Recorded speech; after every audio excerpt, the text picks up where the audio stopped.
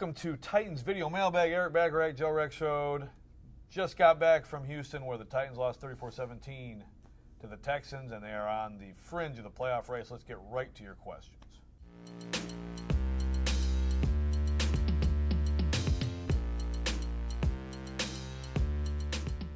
A lot of blame to go around. Eric, I'll give you first crack at that. Who's to blame for this? If you had to pick one person.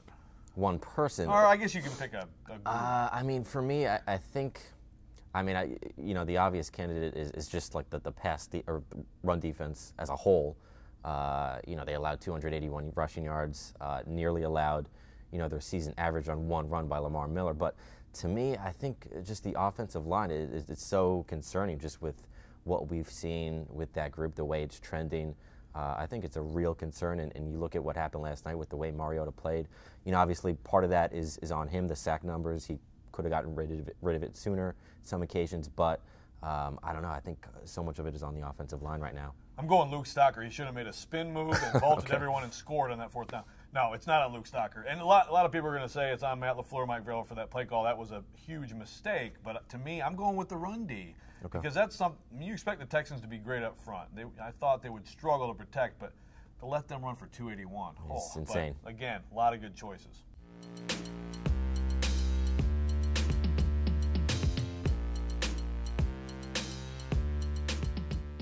I don't think there's any question. He's done a good job of getting this team from the doldrums, from the bottom of the league to the middle of the league and contending to get to a playoff bid. But, I think now you go into next year, there would be absolutely a lot of heat on him to figure it out. And I think also heat on some of the guys, for example, draft picks from last year, Rashaan Evans, Harold Landry. Like next year they've got to pan out, yeah. Step forward. And some of his other picks and Malcolm Butler right now looks like a mistake. But yeah, no question. John Robinson is the guy to me you look at way before you look at Mike Vrabel right now. Mike Vrabel's in his first year as a coach. Right, and I think Mike Vrabel, for all the criticism he's gotten, for rookie coach, I think he's, for the most part, he's done a good job. There's just so many holes on this roster, whether it's skill players, receiving core, we just spoke about the offensive line. There's just a lot of holes, and that obviously falls on John Robinson. So I agree. I think next year, if they don't make the playoffs this season, which right now is looking like a long shot, I think he will be. Yeah, and it doesn't help that Demaryius Thomas gets a touchdown last night. Right, little slap in the face there. Yeah. No question. The heat is turning up on John Robinson.